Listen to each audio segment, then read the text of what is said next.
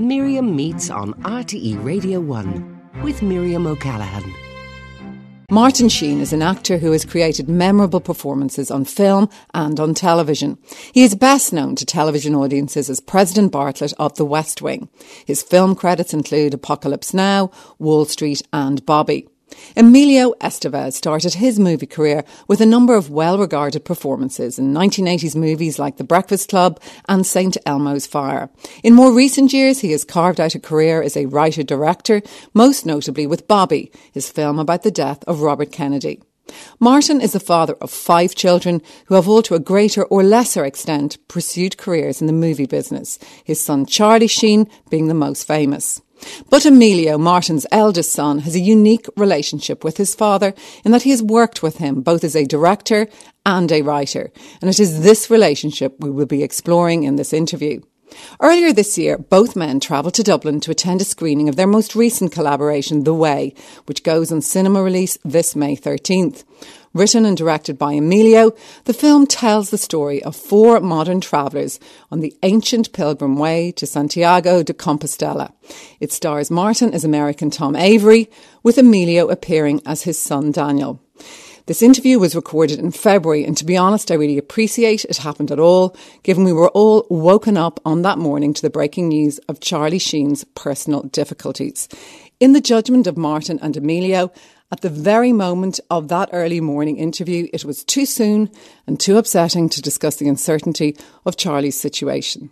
You're both very welcome. Thank you very much. Thank you for having us. My pleasure. First, Emilio, tell me a bit about the film. Well, the film is, it's a journey along the Camino de Santiago, which is a pilgrimage that has been in existence for about 1,100 years. The believers are told that the remains of St. James, the Apostle of Jesus, are buried in a tomb in Santiago, and so they make pilgrimage. The pilgrimage used to begin in Notre Dame. They've now since shortened it over the centuries, and it now begins in a little town called Saint-Jean-Pied-de-Port in the French Pyrenees. And from Saint-Jean to Santiago, it's about 800 kilometers. And the film takes place along those 800 kilometers, and Martin plays this doctor who receives this horrible news that his son has been killed. And he says, well, where did this happen? And the French policeman who tells him the news basically says it was in the French Pyrenees and he was on pilgrimage, and his character doesn't have any idea where that is. So he goes to France to retrieve the body, thinking that he'll bring it home for burial, but he has that moment of either insanity or clarity. He decides to have the remains cremated, takes his son's backpack and the ashes, and the two of them go along the Camino. So it's really a father-son story at its core. Which is not... What was it like working together as a father-son? Oh, it was great fun. I adore this guy. And he's your eldest son, of course, isn't he? Yeah. Mm-hmm. And you got the idea, Emilio, from your own son. Because actually, Martin, you were 21 when you had Emilio, is that right? Yes. Mm-hmm. And you have a son yourself, Emilio, who's 22, is it? No, he's 26. 26. Yeah. But it was his journey himself. It was him who gave you the idea almost, was it? To a certain extent, he traveled to Spain with Martin in 2003. And I should probably let him tell the story because he knows it better than I because he was there. Go, Martin. He knows the story well. But in the summer of 2003, Taylor and I and my old dear friend Matt Clark, who in the film plays the character of the rabbi/priest, the three of us wanted to make the journey. And we had so little time because I had to get back to begin the new season of The West Wing. So we only had a couple of weeks. We couldn't do it on horseback. We couldn't do it with bicycles. So we did the next best thing. We rented a car because I had wanted to do it for a very long time. And I had this very romantic image of it, you know. And this is as close as I could get to it. Okay, I'll have to do it. And so we went along and we stopped at a refugio in Burgos on the Camino. What's that? Burgos is the town, or refugio is a refuge, a hospice, an albergue. It's where the pilgrims stay, you know. And this particular place was called El Molina. And a young girl was working there. Her parents owned the place. And she and Taylor fell in love. They were married. They live in Burgos, wow. And so this was the first miracle on the Camino for me. And I came home and I was so excited, telling Emilio all the stories that happened along the way, not the least of which was this miracle about his son. And I urged him to drop everything he's doing, come to Spain, and let's do something on the Camino. Right. And that's virtually about what he did. I kept egging him until he finally did it. And we culminated with a script about a father-son, and came to in 2008. I guess we started looking for locations, right? With 2009. 2009. We came over to Spain and hat in hand and script under arm. We said, let's try to make this work here. And the first time your dad mentioned it to you, Emilio, were you interested in the story? Not at all. Not at all. So I was working on a completely different project, and that fell apart.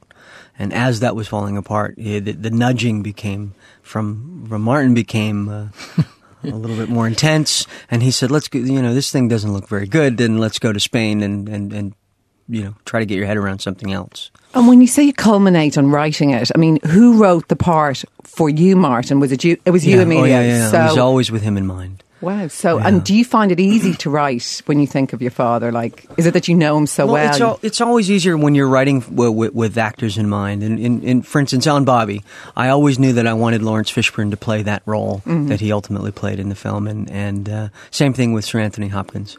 I wrote that role in the hopes that he would say yes. And he did. And Demi as well. I wrote that role specifically for Demi. So when they show up and the role has been tailored to them, there's this magical connection that happens, and certainly with the old man writing this role for him, and knowing where his strengths were, and really playing to that. But my greatest challenge on the film was trying to get him to not play himself, because he knows Spain so well, and he's playing an American who is not a citizen of the world. It's a guy who lives in the L.A. Bubble life. He belongs to a country club. He voted for Richard Nixon. He's very, very conservative. Your father's now collapsing. Right. I had to have him play this very conservative guy who is then forced to step outside of himself and get involved and get in life. So he would be on the set and he'd be signing autographs and he'd be speaking Spanish and he'd be jumping into crowds. And I'd say, that's great. And then he'd bring that energy back to the role, and I'd say, hang on, that's not who the character is. Let's wind it in. Let's hold off, because that can evolve. We can evolve into that.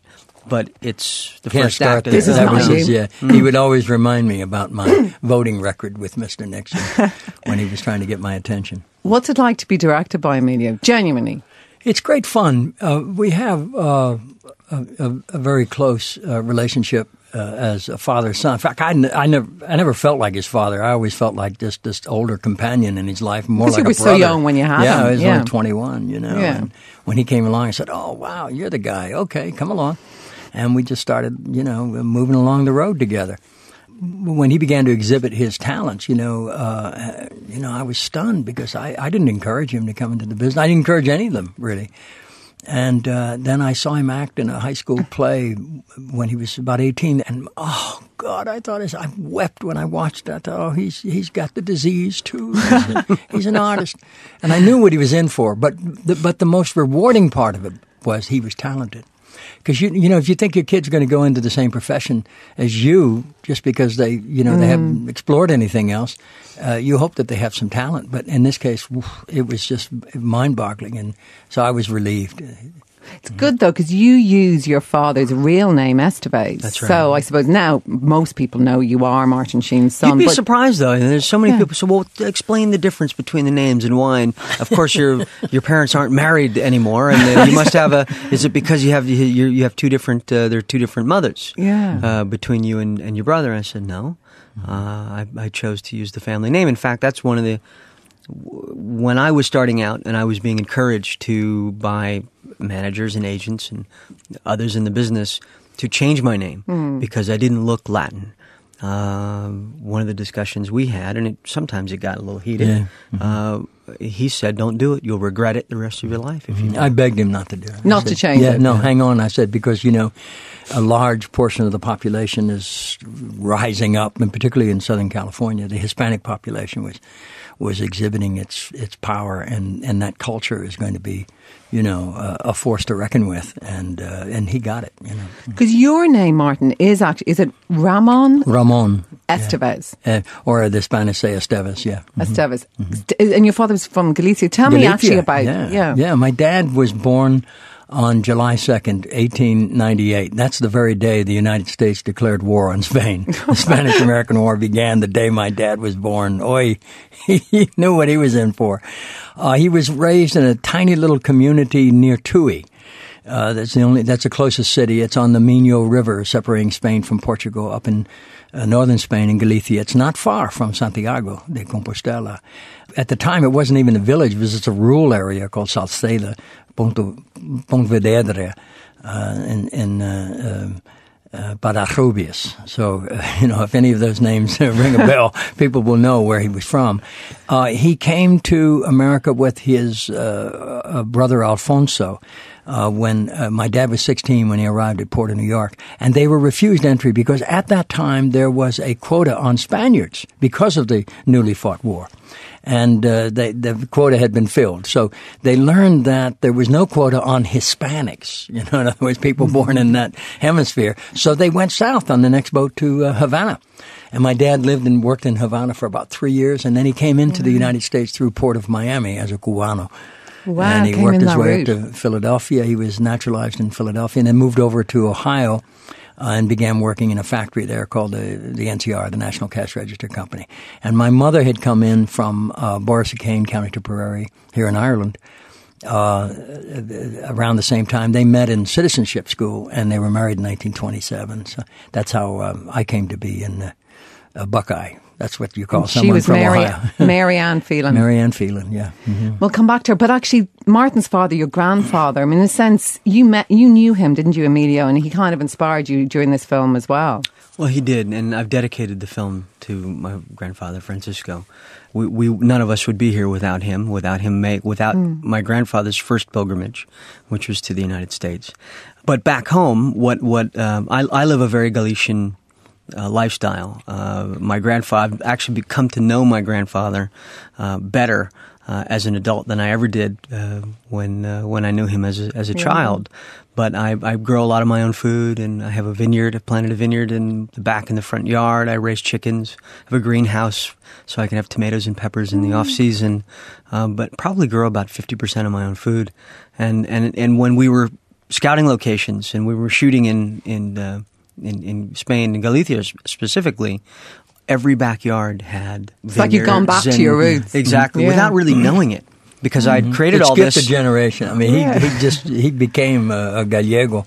Your father wasn't too happy with you when you changed your name, though, was he? Oh, God, no. He was very disappointed. I was too, frankly, because I when I started out over in New York, I was 18, and the community, the theater community in New York at that time was not too open to me. But the whole situation in New York was difficult because the new immigrants, if you will, were the Puerto Ricans at that time. And, they're American citizens, if people need to understand that. But they weren't treated as such. They were blamed for everything. And I was considered part of that community, which I loved. I adored them, But I had enough problems trying to get on as an actor.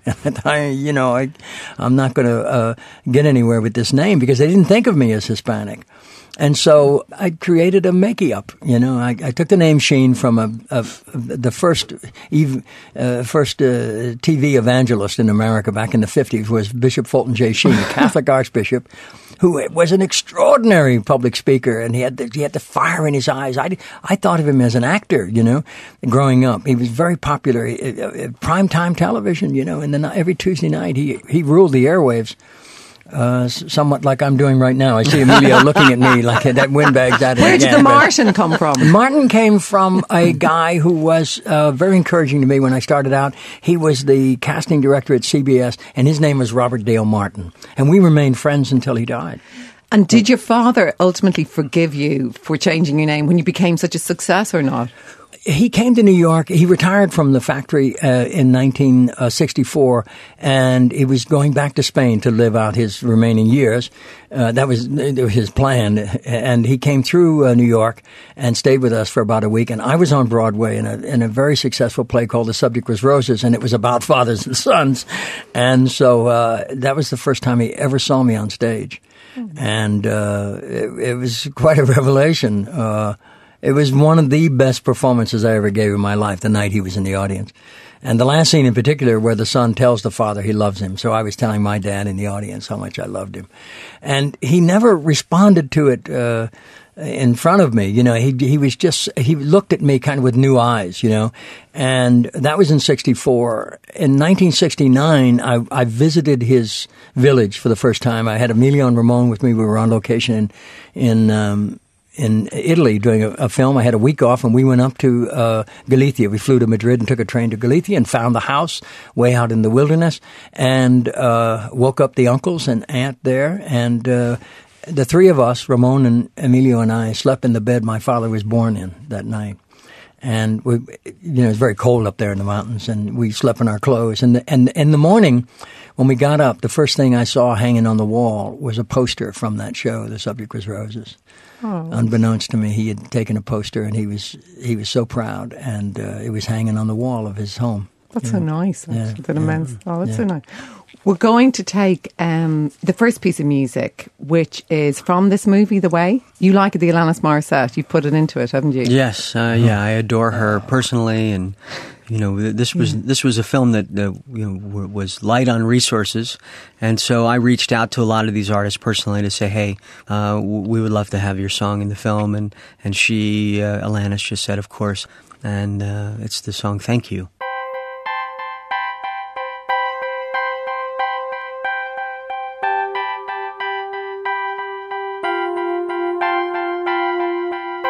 How about getting off of these antibiotics?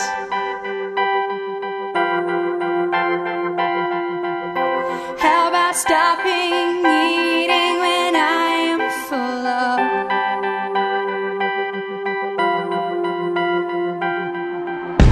How about them transparent dangling carrots? Alanis Morissette there with Thank You. But look, it's not the first time you two have worked together. In fact, the first time you worked together was Apocalypse Now. Right. I was all of 14. Did you have a big role? I did not. In fact, I was cut out of the film. And you know, what's interesting is it was during the Dolong Bridge sequence, which was shot over a period of 3 weeks. And Francis insisted that all of the soldiers, even if they had one line. That's Francis Ford Coppola, of course, yeah. He insisted that we all train. And so they created a boot camp for all of these actors and extras to participate in for about 3 weeks prior to the 3 weeks of shooting. And the location was incredibly spread out over hundreds of yards. And cameras were everywhere. And it was all shot during at night. So once everybody dug in, you didn't really know where anybody else was, and you never knew what sequence you were shooting from day to day. And one of those nights, I was a machine gunner, and Francis Coppola's son Gio was my loader. He was loading up with belts of ammo, loading up the machine gun. And the assistant director came over and he says, okay, listen, now Martin Sheen is going to run from the boat. He's going to run up the hill and he's going to move past you. And I want you to say this line. There's a medic. Get a medic over here now because the guy next to you is going to get shot.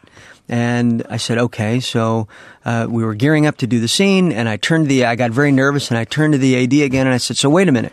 So when my dad runs past me, he says, your dad? What are you talking about, your dad?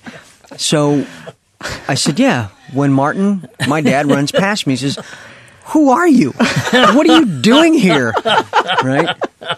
And I said, yeah. And so it was a revelation for our AD, Jerry Zeismer, that he was standing there talking to his star and his director's sons, I should say. He didn't know Gio either. No. But that movie, of course, I suppose, do you get bored ever talking about it because it was such an iconic movie, such a brilliant movie? No, it changed my life. It changed my career. I watched it last night and then went and watched Heart of Darkness, which is a documentary made about the making of it. I mean, it was an extraordinary film, a brilliant film, but your role was extraordinary.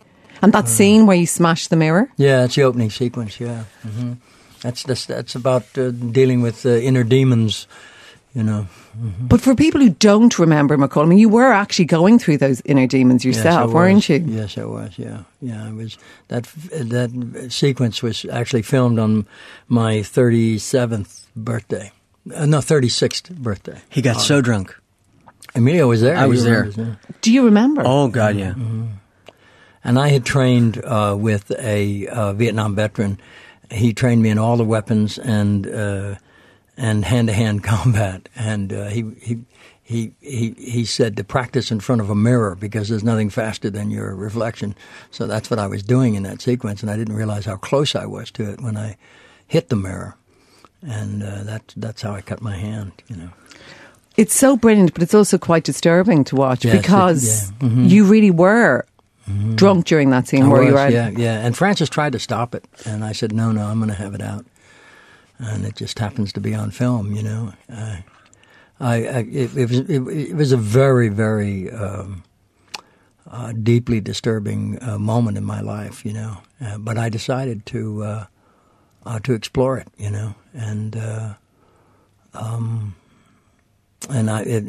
to his credit, Francis allowed it to happen. You know, I mean, he filmed it. You know, he was very compassionate to me about it, and it took me a long time to come to grips with that. And this documentary you mentioned about the making of Apocalypse, George Hickenlooper made that documentary, and he wanted us to see it before it was released because it came out as in the theaters. And so I watched a taping of it in my living room with a friend who did not know me back then. And they said, oh my, that's very disturbing. How do you feel about that? People are going to know something about you that is deeply personal. I said, yeah. I said, but that's who I was. That's not who I am. So it's But it wasn't, I thought it was disturbing, but I thought it was also incredibly moving because it just showed you were very vulnerable. Yeah, the brokenness of this guy who basically was a professional killer for the U.S. Army. That's what he did. He was an assassin. And these guys carry this great, you know, pain and hunger and fear and anger and resentment and you know the scars of what they do, you know, and they can't share it, and they're kind of trapped within this image of themselves, this darkness, you know. But also Martin Sheen or Ramon Estevez, you yourself at that moment in your life, on your 36th year, you were trapped inside yes, this I was, yeah. Mm-hmm. Quite unhappy. Why sure. were you in that It's part of my journey, you know. All of us are seeking the sacred, you know. We get distracted on one level or another, but it's an effort to. I think all our lives are like pilgrimage, which is an effort to unite the will of the spirit to the work of the flesh. That's the business of our lives, you know. So we're constantly seeking transcendence. You know, we get to the point which I think is maturity, no matter what age it happens, where we ask those two incredibly important questions. Who am I? Why am I here? And once you take that stuff serious, you're on your way. You, as you say, were there and you remember that. Was that disturbing to watch your father back then? It was pretty outrageous because I was there earlier in the day, before he got completely hammered. And so I was watching the scene unfold and watching them go through the various takes. And they were shooting in it wasn't an actual hotel room, it was a courthouse down below. And they had converted some of the rooms upstairs because of the view into this hotel room. So I was there earlier in the day, as I said, watching him go through it. And then I left. And then we got the call to come back. And I went, okay, what's going on here? So I went back into the room, and there was a nurse there, Francis, the producers, my mother.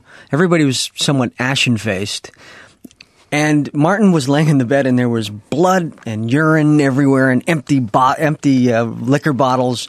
And he's sitting in the middle of the bed, and he's insisting that we all join hands and sing Amazing Grace. And Francis, at that point, it was late now. It was about, I don't know, 11 o'clock at night, and they've been at it all day. And Francis says, "Dear God, Martin, we're not going to sing Amazing Grace again." And he says, "No, I insist. And so we all, very lacklusterly sang Amazing Grace. And then finally we got him out of there. And we got him down the stairs, and there was night court in session. And this was the beginning of his political activism, I believe.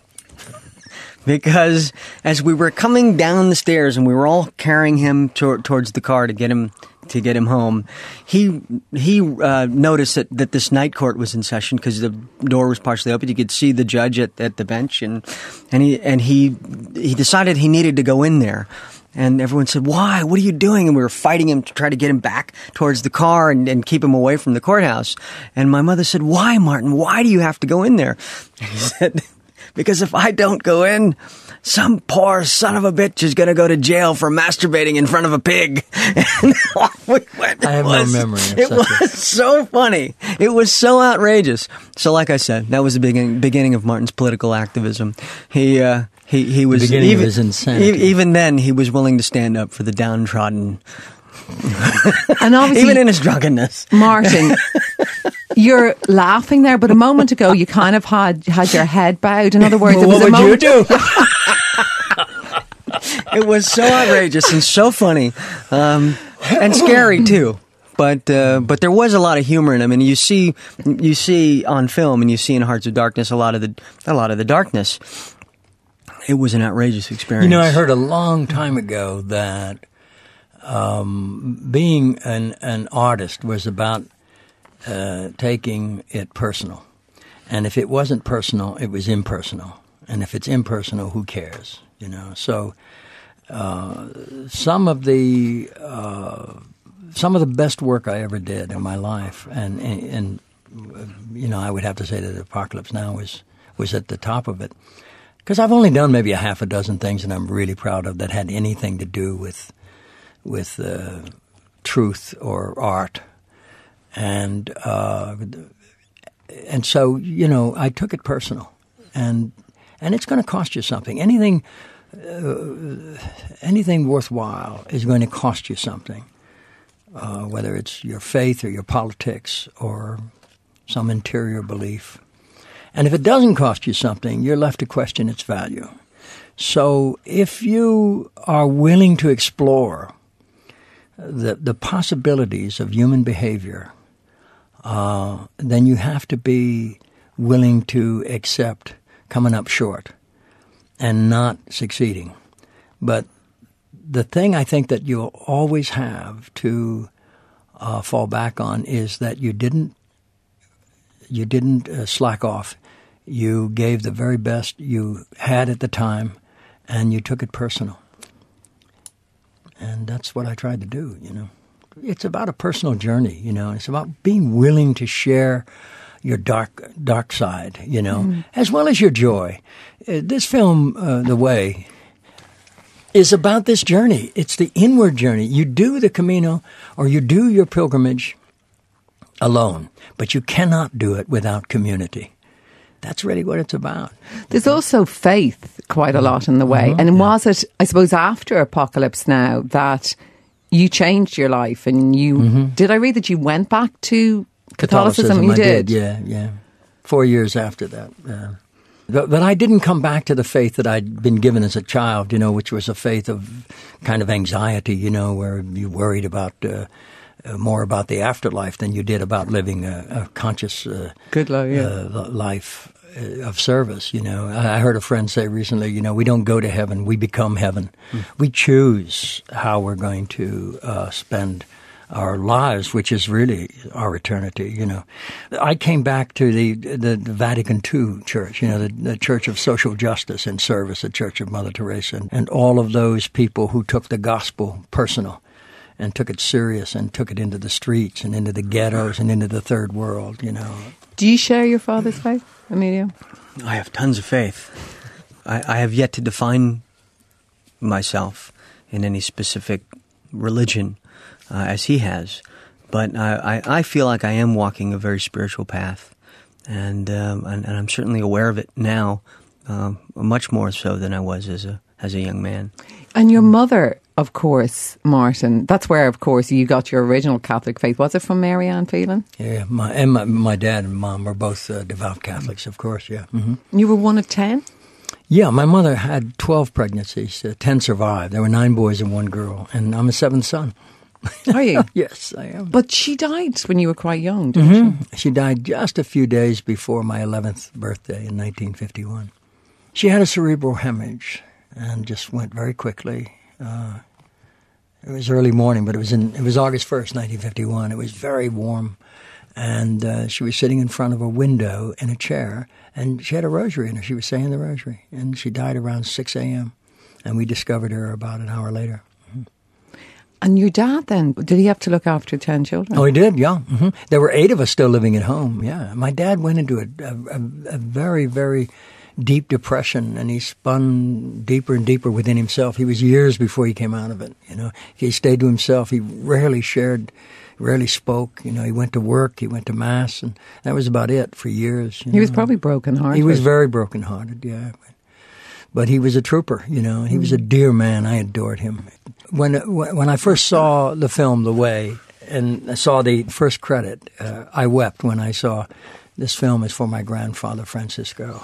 And because I had no idea he was going to do that. I figured I'm the director. I can dedicate the film to whomever I wish. And I want to dedicate it to my grandfather. But did you know how much that would mean to Martin? Well, I know how much it meant to me. And I didn't care about him. Now, when are you going to dedicate something to your Irish side of you, Emilio? Well, that's coming. Obviously, I've been pressured to do just that since I've arrived. So I thought you'd never mention that. Would you think about doing something? I would. I would. I think this is a very film-friendly country. Because it brings us to our next piece of music. Because the interesting thing is, Martin, your dad, he never goes to the movies, does he? But you drag him to them. Rarely. I've dragged him probably to the cinema more often in the last 10 years than anyone else. I don't go to movies. Well, movies these days they're tough to sit through. Most of them, they don't speak to the heart. They're banal, and most of them are quite vulgar. And I'm embarrassed to take Martin to the movies because I know what he's going to blush about. And I find myself blushing at some of the same things. But you took him to an Irish film. I did. I took him to see once. And I loved it. We marveled at the performances, at the music. And I became an instant fan of Glenn. And Falling Slowly yeah, it's is just an extraordinary song. And I love that he won the Oscar. I thought, wow. And he got up and he said, "Thanks."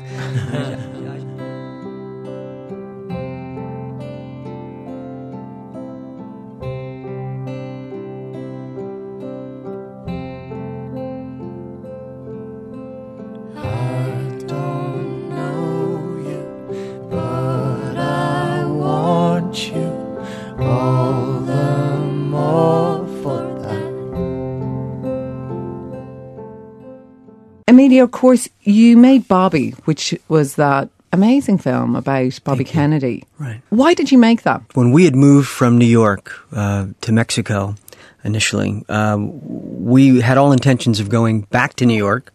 But once we had dug in Mexico for a film called Catch-22, we decided to stay on the West Coast. And my pop said, well, let's give it a try in L.A. We rented a car, drove to California. The first stop we made was the Ambassador Hotel. And I remember walking through the halls and walking in the ballroom and holding his hand. How old were you I was 6 years old. 6 years old, okay. And I remember Martin telling me this is where it happened. This is where it all ended. The year before, we were in Ohio. And the morning that Bobby was shot, I remember we were staying at my grandmother's house, and I remember waking him up and telling him that Bobby had been shot. The news was always on in the house. We were always sort of aware of politics. He was very involved, and so it was always it was always discussed in the house. I felt like the end of Bobby Kennedy's life was the end of decency in America. It was the end of manners. and more than just the end of an era. It was he was emblematic of so many wonderful things, and when he was killed, everything changed. He was the third strike after John and after Martin Luther King. And so I was haunted by that, not only just that morning of the news, but also visiting the ambassador. And so, many years went on, and I found myself at a photo shoot at the Ambassador Hotel with my brother Charlie. Which is where, of course, Bobby Kennedy was shot. That's right. And I said, my God, I haven't been back here since 1969 when this place was in business and when it was whole.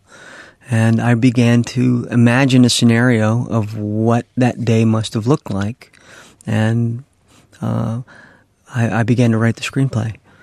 And you got a block, didn't you? And actually your brother Charlie told you to go and... I did. I wrote the first 30 pages and then carried that around with me for about a year. And I think, I wasn't working on anything else. I was just completely obsessed with this, but I couldn't crack it.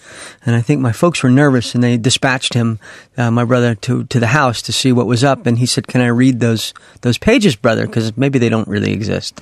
And I surrendered them to him, and he read them, and he said, if you don't finish this, it will kill you. You have to go somewhere, get away from the house, dig in, and finish writing the screenplay. And so I took his advice. The next day I loaded up all my materials, my research, my computer. I headed north of Los Angeles. It was in the middle of the summer, so all the hotels were booked, motels were booked. I ended up at this dump, really. It was a real ramshackle motel. Checked in, and the woman behind the desk said, she recognized me, and she says, what are you doing here? And I said, well, I'm here to get away from it all and to write this next film. She said, well, what's it about? And I said, it's about the day Bobby Kennedy was shot. And she says, my God, I was there. And that broke your writer's block, did it? Well, that was just such good fortune. And she became the inspiration for the Lindsay Lohan character. She had married two boys, brothers actually, to keep them from getting drafted and going to Vietnam. So that was good advice to go there. Indeed. Because you're both politically conscious, obviously, but you're very politically active in a sense, Martin, in that you get involved in so many different movements. And of course, you were the greatest president we never had in the West Wing. Jed Bartlett. Jed Bartlett was, yeah.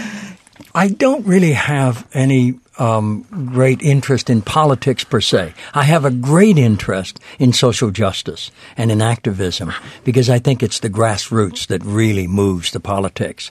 It's rare. I mean, we lost John Kennedy and Martin Luther King and Bobby Kennedy in the 60s, and we've never seen their like again because a movement existed within their characters. They were on fire, and they lit the way for us.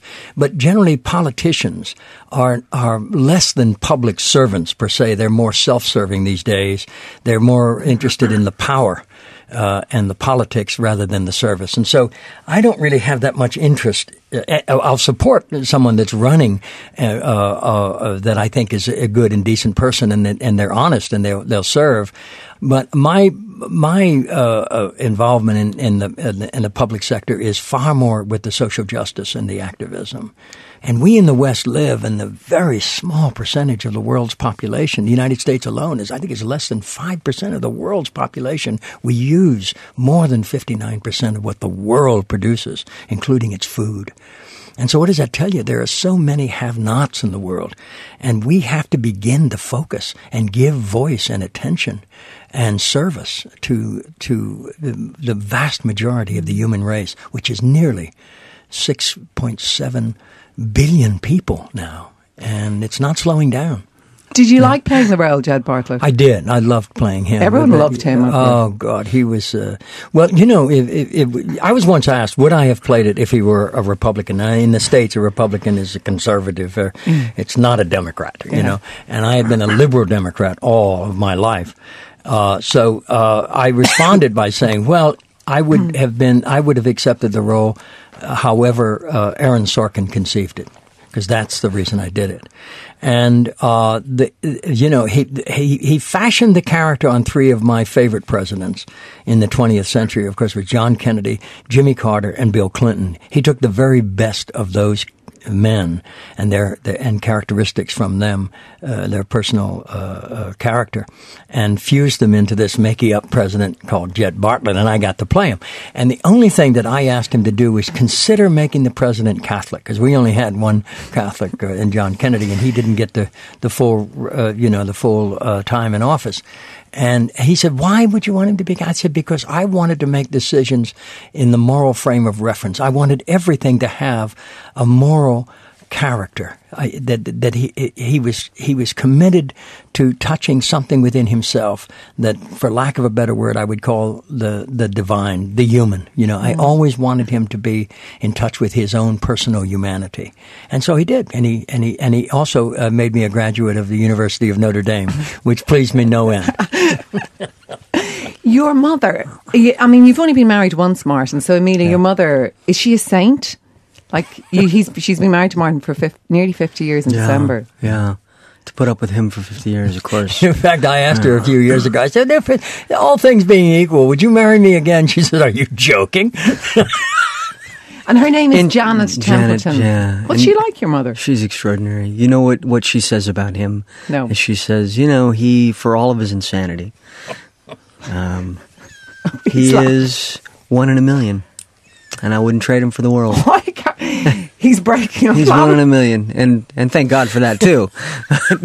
Why are you cracking up, Martin? I adore her. I really do. I just adore knowing that she's still in my life. I wake up sometimes, I look over there, she's still there. Oh, thank God she's still there. I just adore. We have a great deal of fun, together. And, anyone that's married and has a family, that it can get tough, Mm-hmm. It's supposed to, because it's life. But I still enjoy her so much, and I don't have a clue who she is. And I'm not joking. She has always, always been a scrupulously honest human being. Mm. And that's what attracted me to her at the core. And she finally got me to go in that direction too. It took a while, but that is the attraction in her. She will never ever come up short of the truth, ever, not once, ever. And would you agree to that? Yeah. I mean, that's the core of her thing. You cannot be deceptive to her; she'll know it. And she has this fire, this light, and she has a great sense of humor, and she's hopelessly shy. You can't get her to come out the door if there's a camera there or do anything public. It's just amazing how shy she is. And Amelia, it's amazing, your parents, 50 years, to be nearly married 50 years. I think it really has to do with the fact that they came from nothing, and they forged this bond and this relationship where all they had was themselves. And at the end of the day, they still have that. And I felt like I was sort of a part of that. We were the three of us back in New York, getting evicted from place to place, and he was a struggling actor, and my mom a struggling artist, and the three of us really created a friendship that is that has lasted to this day. Because, of course, as the eldest, you were there before anyone else. There, yeah. We're going to take one last piece of music, which is your choice, Martin, isn't it? Bob Dylan's Knocking on Heaven's Door. Why do you like that? Well, it really touched a note with me. I had a friend who was in the movie that was part of the soundtrack from Pat Barrett and Billy the Kid. And when he told me the story of how Dylan came to that song, I was just thrilled. Dylan was invited on the picture by his friend Chris Christopherson, but the director didn't really know who Dylan was, and he was showing him some rushes one day down in Mexico, and the scene was Slim Pickens had just been shot, and he was trying to reach across this vast area to his wife, who was trying to reach him. And if you've ever watched rushes, it's hard to put it together because you get all the various sizes, lens sizes, and the scene is played over and over again in all these different sizes. And Dylan sat there and watched, and he went home to he rented a house in Durango, and he came back 24 hours later with Knocking on Heaven's Door. And that was in the mid-'70s, in 1978. The first picture I did after Apocalypse Now was in Durango, and I called another friend who had just been down there doing a film, and I said, can you recommend a place to stay? I'm taking one of my children down, and we'd like to rent a little house. And he gave me the number of this place, and it turned out to be the house that Dylan stayed at when he was doing the picture. And in the living room, there was a piano, and that was where he wrote Knocking on Heaven's Door. From Martin Sheen, Emilio Estevez, thank you both very much for being my guests today. This interview, as you know, although we're recording it now in February, isn't due to go out until The Way opens nationwide in cinemas on the 13th of May. I really appreciate you both turning up as news broke about Charlie, so thank you for being here. Thanks also to Noel Roberts on sound, to my producer Eileen Heron, to all of you for listening. Thank you very much, and see you at the same time next week. Mama, take this badge off of me. I can't use it anymore. Miriam meets on RTE Radio 1 with Miriam O'Callaghan.